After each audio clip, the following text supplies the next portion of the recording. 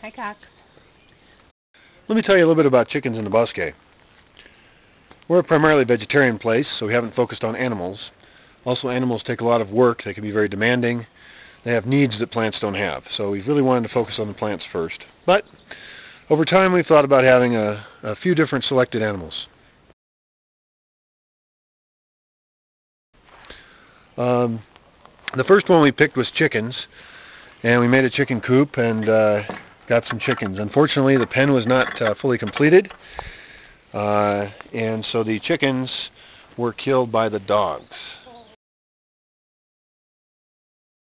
And so after that, we completed the fence, and I got some more chickens, and those chickens died because the fence wasn't good enough, and the dogs were able to force their way through it.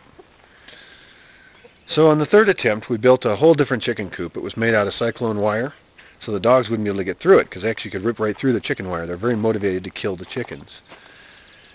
So the third time, we have a nice big space here, and we put a nice cyclone fence all around it. We put a double door entryway, so that you have to walk through one, close that, and then close the other one, so that it's almost like a dog lock.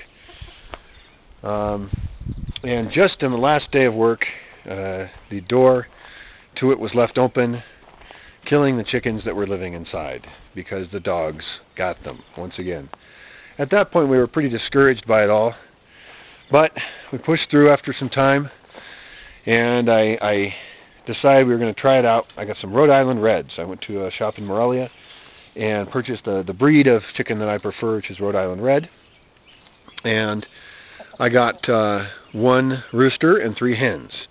I figured that if they could reproduce, running relatively free range in this very ample space, that it could reproduce and we'd have a nice little flock of chickens and we could eat their eggs.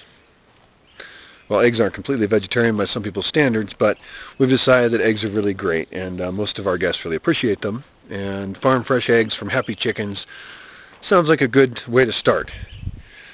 Those little chicks we got, that rooster and the 3 hens, have grown up and become very fine-looking chickens. They're quite gorgeous. One of them has a twisted beak that's extremely odd, but you know, it seems to be able to eat, and it seems perfectly happy. The problem is, it turns out that they can all sing. They crow in the morning, and since only roosters do that, one wonders how it is I ended up with 4 roosters and how I'm going to get eggs that way. Somehow I think there's a flaw in that plan. The lady in the shop who helped me gave me the wrong type of chickens. This time I'll deal with the owner. I'll go back and I'll get some hens. The other animal that we're experimenting with here is rabbits. There's one over there right now. They're so cute. They just bounce around. I have a male and a female, I hope. We checked, and they appear to be male and female.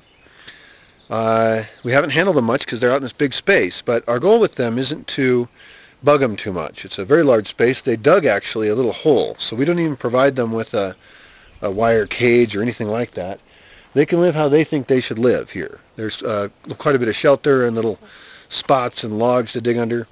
In this case, they actually dug it in the most sheltered spot in the back of the chicken coop. I only see them when they come out. I can't get in there. So we hope that they'll have babies soon, and then we'll have little baby bunnies.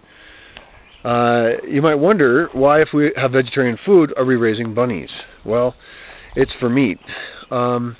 We're a vegetarian place, but we're also curious about how meat can be done better in society. There's lots of reasons to think meat's bad, and we think a bunch of them.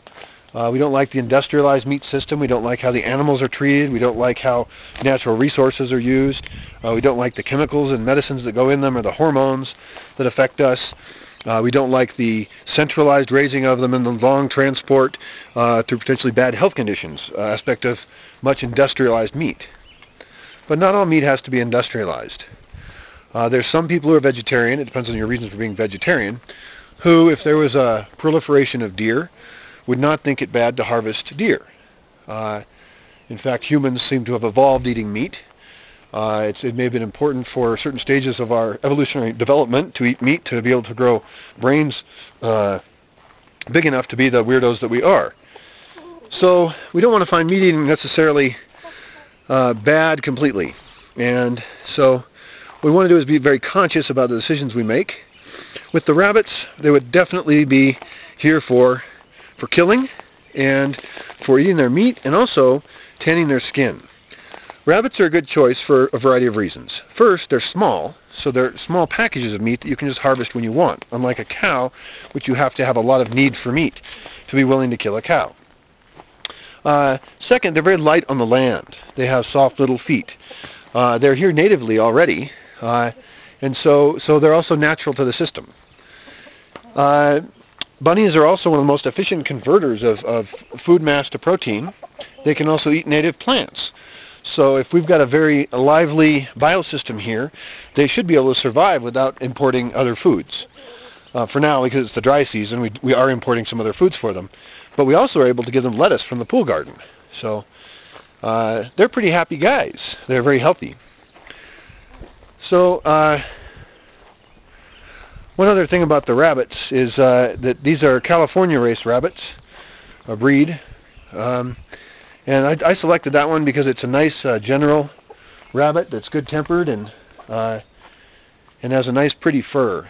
These ones have a nice gray fur. And really the thing I like about them the most is that they just hop around and they're just so cute.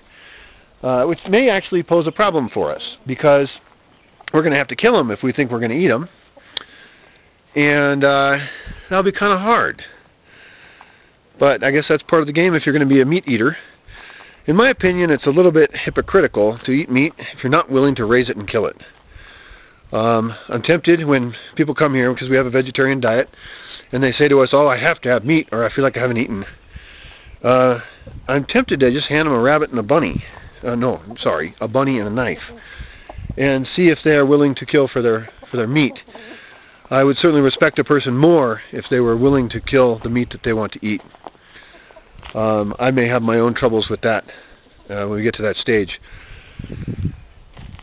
So we might break the vegetarian rule a little bit, but not very much, because the main meals will always be vegetarian here, the food that's provided by the Bosque. But there could be times where around the fire you cook a rabbit on a stick, or other times that we do eat meat, the rabbit meat. But we use it very effectively. So rather than picking out on meat all the time, we're changing how we use meat by eating perhaps 1/10 of what most people eat and being perfectly healthy since we're already healthy with a vegetarian diet. That would also make the meat eaters happy. So we want the meat eaters to come here and we want to show them that vegetarian food can be extremely healthy, can be fulfilling and tasty. But we also wouldn't mind if vegetarians came here and saw ways that meat might be a sustainable thing in our society, as it has been in the past. So, either way, with whatever set of mentality and ideas you come here with, it would be nice if you saw something different, and we could think about meat in a different way. And we're fairly committed to, if we're going to be involved with animals for meat, that they live a very, very happy life, even though those last few minutes might not be so good. Here we throw the compost from the kitchen over this fence into a little indentation. The chickens just love that. When you bring out the compost, they come running over to get the fresh, tasty food. So what the kitchen calls waste, and would have to think about for compost in more tricky ways, the chickens can actually help out a lot with it. Also, if the compost does bring in any flies and insects or anything, they might enjoy eating those as well. For the compost in the chicken coop, we can also, by putting it in a hole, we can put worms in there. And the mix of the worms in the compost then could also become food for the chickens. So then you get two types of organisms fighting over the same compost and processing it even quicker. Plus the whole system just gets richer. Hickox. I guess I need to go pick up some chicks.